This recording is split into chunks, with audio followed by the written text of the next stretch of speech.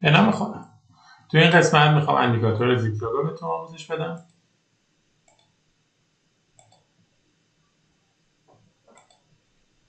فهرست مطالب، تعریف، عملکردهایی که میتونیم از زیگزاگ انتظار داشته باشیم، مثال عملی و مبحثی که در ویدیو بعد فراخواهم کرد. اندیکاتور زیگزاگ یک اندیکاتور تکنیکال برجسته. اگر شما به دنبال الگوهای قیمتی، الگوهای بازگشتی فیبوناچی، آنالیز امواج الیوت و رفتار قیمت هستید، میتونید از این اندیکاتور استفاده کنید. تنظیمات پیش‌فرض این اندیکاتور 12.5.3 است.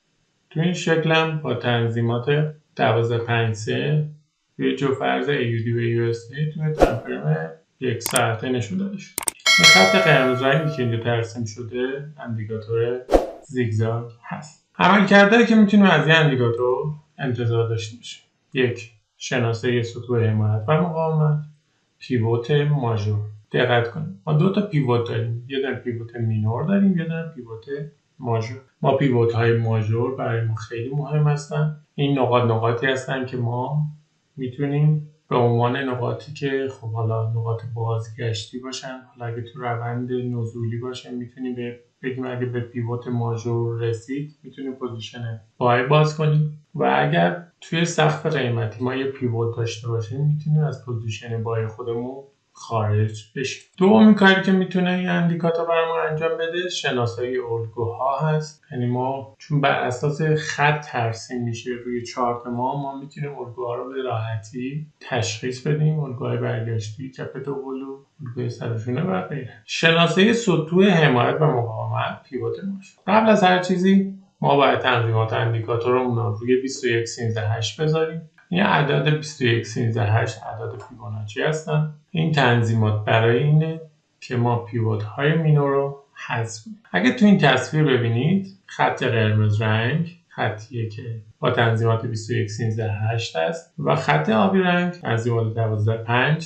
توی این حالت ما اگه دقت کنید این اندیکاتور زیگزاگ از این قسمت تا این قسمت ها به ما نشون داده که خب این نقطه‌ای هست که پیوت ماژور ما هست. اگر دقت کنید یه سری دیگه باز به این نقطه مقاومت نشون داده و پس از اون تونسته یه صعودی داشته باشه. این جایی که خط قرمز دیگه که ترسیم شده و دیگه قابل مشاهده نیست، جایی که پیوت های ما روی همدیگه هست. یعنی اینجا با این تنظیمات و این تنظیمات یکسان است. فقط تو این حالت ها ما شاهد این هستیم که خب یه مقدار پیوت های مینور حذف شده. ما از این سطوح برای چی استفاده میکنیم؟ برای اینکه تصمیم بگیریم برای یک پوزیشن وارد بشیم. شما نگاه کنید اینجا یه نقطه‌ای بوده که ما پیوت ماژور داشتیم. خب وقتی که تونسته این سطح رو بشکنه یه صعود خوب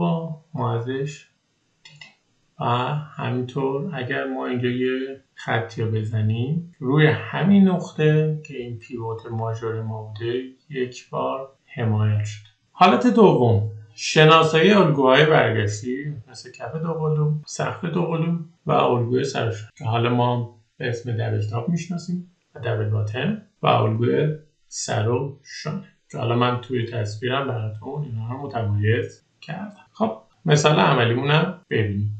متاتریدر رو باز میکنیم. توی قسمت اندیکاتورهایی که موجود هست اندیکاتور زیگزاگ.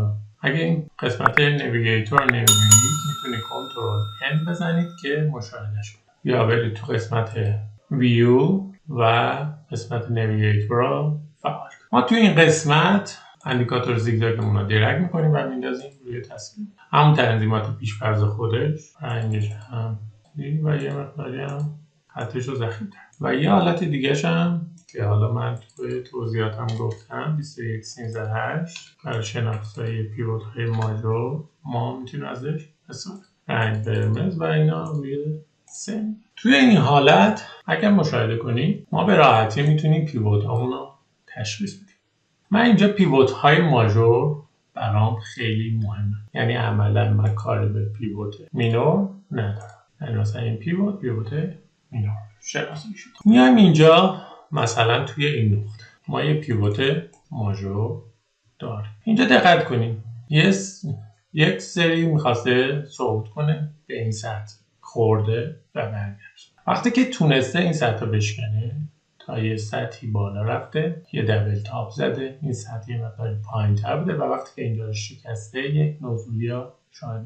پس این پیوت ماژور ما پیوت مهمی و همینطور توی این قسمت اگر بخوایم این قسمت یک ناحیه ما در نظر بگیریم، وقتی که تونسته این سطح با اعتبار بشکنه، اگه دقت کنیم یک بار اینجا برخورد داشته، سری بعدم باز برخورد کرده، ولی خب تونسته ازش عبور. و اینجا وقتی که عبور کرده تونسته یه فضای زیادی رو به سمت بالا بره. یا این تو این قسمت ما یه پیوت ماژور داشتیم، نزدیکای این ناحیه بازگشت قیمت رو شاهد و این ناحیه. این از حالتی که ما از پیوت ماژور استفاده کردیم برای اینکه بتونیم پوزیشن هامون رو تنظیم کنیم. حالا از این ما میایم چیکار میکنیم برای شناسایی الگوهامون استفاده کنیم. مثلا یه الگویی بوده که اینجا ما یه دبل تاپ داشتیم، الگوی سرشانه توی این قسمت، الگوی دبل تاپ، الگوی دبل باتن و همینجوری که ما به سمت عقب بریم میتونیم الگوها رو شناسایی کنیم. مبحثی که در ویدیو بعد فرا خواهید گرفت فیبوناچی هست. ممنون از حسن توجه شما به ویدیو آموزشی. لطفا کانال منو عضو بشید تا مطالبی که در آینده میذارم رو مشاهده کنید. ممنون از شما.